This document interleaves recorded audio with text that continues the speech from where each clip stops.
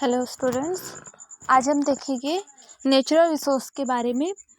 Natural resources definition and classification, ये पूरा topic देखेंगे हम।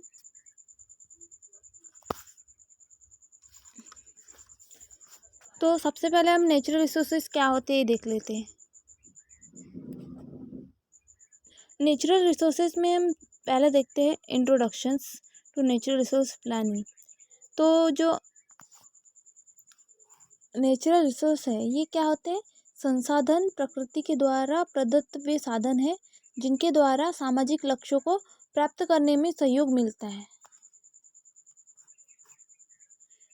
तथा जो मनुष्य है मानव है, ये क्या कहते हैं? समाज की आवश्यकताओं की पूर्ति करते हैं। मतलब प्राकृतिक जो है ये प्राकृतिक रूप से प्रदत्त वे साधन होते हैं जिनके द्वारा सामाजिक लक्ष्यों को प्राप्त करने में सहयोग मिलता है और मनुष्य मानव समाज की आवश्यकता की पूर्ति करता है। इसे हम क्या कहेंगे? नेचुरल रिसोर्स कहेंगे।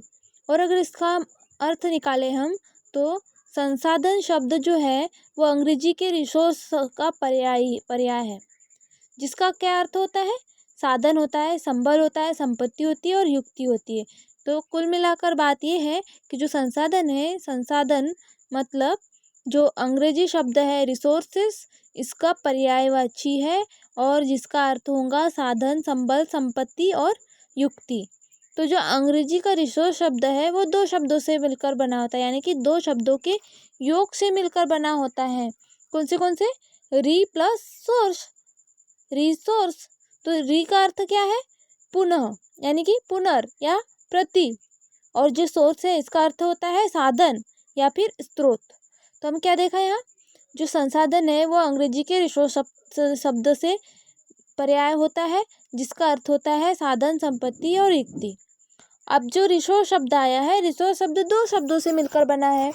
नंबर 1, रिसोर्स में री प्लस सोर्स, री पर सोर्स प्लस सोर्स। तो रिसोर्स का मतलब री मतलब क्या हो गया यहाँ? पुनः, प्रति।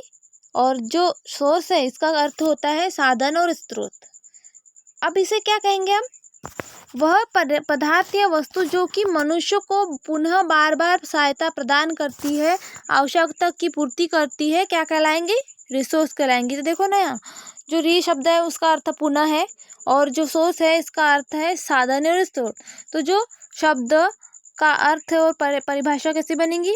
वह पदार्थ या वस्तु जो कि मनुष्य को पुनः बार बार सहायता प्रदान करती है, आवश्यकताओं की पूर्ति करती है, रिसोर्स कहलाती है। लेकिन प्रत्येक वस्तु संसाधन नहीं हो सकती है। प्रत्येक वस्तु संसाधन हो सकती है क्या? नहीं हो सकती। क्यों नहीं हो सकती? क्योंकि जो संसाधन है, संसाधन के साथ में मनुष्य सजीव की आवश्यकता संबंधित रहती है और आवश्यकता की पूर्ति होती है। मनुष्य के ज्ञान को सर्वश्रेष्ठ संसाधन के रूप में माना जाता है, क्योंकि जो ज्ञान है, ज्ञान के द्वारा भौतिक, प्राकृतिक वस्तुएं या फिर पदार्थों को संसाधनों के रूप में परिवर्तित या रूपांतरित किया जा सकता है। अनेक जो दार्शनिक विचारक है, वैज्ञानिक है, इनका जो मत है वो है कि संसाधन होते नहीं है, बल्कि क्या होते हैं? उनको विकसित किया जाता है। मनुष्य की जो बौद्धिक कुशलता है, क्षमता है, शारीरिक क्षमता है, ज्ञान है, उसकी रुचि है, सामाजिक संगठन है, राजनीतिक एवं राष्ट्रीय विचार है, स्थिति है, इत्यादि ये संसाधन के रूप में माने जाते हैं। संसाधन को एक अवधारणा भी माना जा सकता है जिसके अनुसार जो संसाधन कुछ भी नहीं है, बल्कि किसी वस्तु या पदार्थ की वह कार्यात्मक क्षमता है जो कि मनुष्य की आवश्यकताओं की पूर्ति के लिए उपयोगिता प्रदान करती है। अब आप देखेंगे ये संसाधन या रिसोर्स के बारे में जो परिभाषा है वो कई सारे साइंटिस्ट ने अलग अलग मिलाकर दिए हैं। तो हम देख लेते हैं। सबसे पहले तो देखते हैं E.W. जिमरमैन ने। ये कौन है? E.W. जिमरमैन एक साइंटिस्ट है। इन्होंने संसाधन को कैसे परिभाषित किया?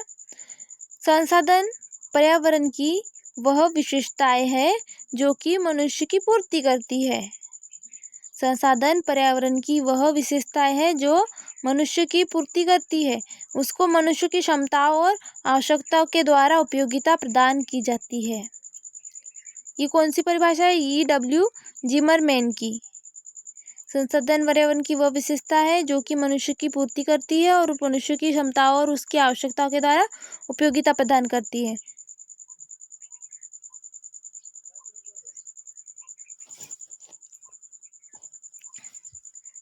समझिए ना, संसाधन पर्यावरण की वह विशेषता है जो मनुष्य की पूर्ति करती है और मनुष्य की जो क्षमता है और उनकी जो आवश्यकता है इनके द्वारा उपयोगिता प्रदान करती है।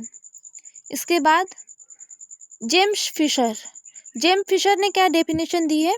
जेम्स फिशर ने जो संसाधन है उसकी परिभाषा ऐसी दी है कि संसाधन ऐसी कोई भी वस्तु है जो मनुष्य की आवश्यकताओं एवं इच्छाओं की पूर्ति करती है। देखो, सारी जो डेफिनेशंस है वो एक से मिलाकर मिलती जुलती ही है, मतलब यहाँ कुल मिलाकर मनुष्य की आवश्यकता की पूर्ति हो रही है।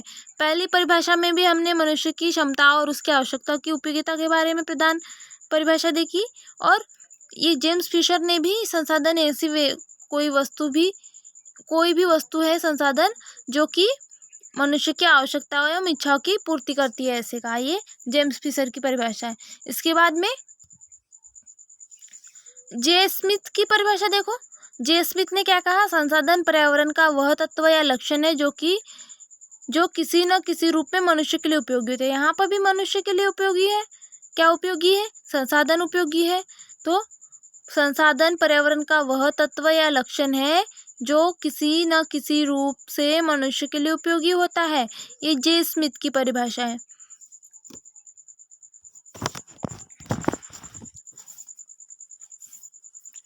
इसके बाद समाजशास्त्र के विश्वकोश के अनुसार, यानी कि जो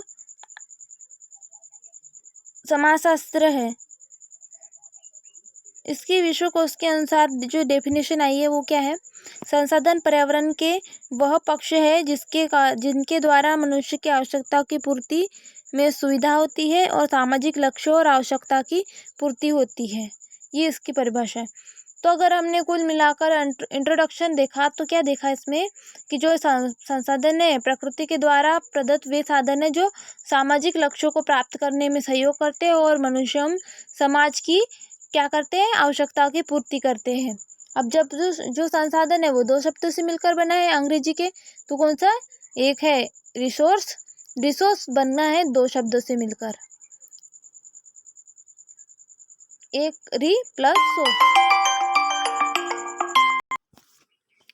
संसाधन अंग्रेजी के रिसोर्स से मिलकर बना है, रिसोर्स दो शब्दों से मिलकर बना है, री प्लस सोर्स। री का मतलब होता है पुनः और सोर्स का मतलब होता है स्रोत या साधन। तो परिभाषा हो गई वह पदार्थ या वस्तु जो कि मनुष्य को पुनः बार बार सहायता प्रदान करती है, आवश्यकता की पूर्ति करती है, रिसोर्स कहलाती है या फिर संसाधन कहलाती है।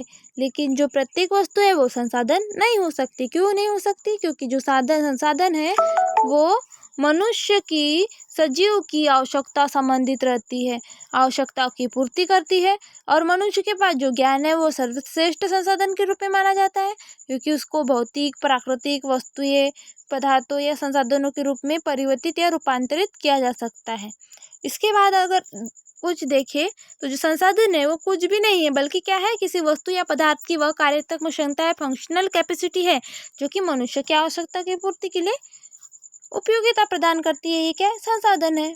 फिर इसके बाद हमने देखा कुछ साइंटिस्ट E.W. जिबरमैन ने परिभाषा दी है, जेम्स फिशर ने और जे स्मिथ ने, इनने सबने वैज्ञानिकों ने संसाधन की मिलती जुलती परिभाषा दी, जिसे संसाधन ऐसी कोई वस्तु है जो मनुष्य की आवश्यकता है इच्छा की पूर्ति करती है। संसाधन ने मनुष्य की क्षमता और आवश्यकता की उपयोगिता के लिए प्रदान करती है। संसाधन पर्यावरण का वह तत्व है या लक्षण है जो कि किसी न किसी रूप में मनुष्य के लिए उपयोगी होता है। ये सब परिभाषा काय की है? संसाधन या रिसोर्स की। तो ये इस वीडियो में यहाँ तक जो जनरल इंट्रो। इसके बाद हम जो नेचुरल रिसोर्स है इसके बारे में और आगे स्टडी करेंगे। इसकी डेफिनेशन यहाँ हो गई नेचुरल रिसोर्स की अलग अलग साइंटिस्ट के द्वारा, और इसका जनरली अर्थ और इसका इंट्रोडक्शन यहाँ कंप्लीट होता है नेचुरल रिसोर्स के बारे में। Thank you.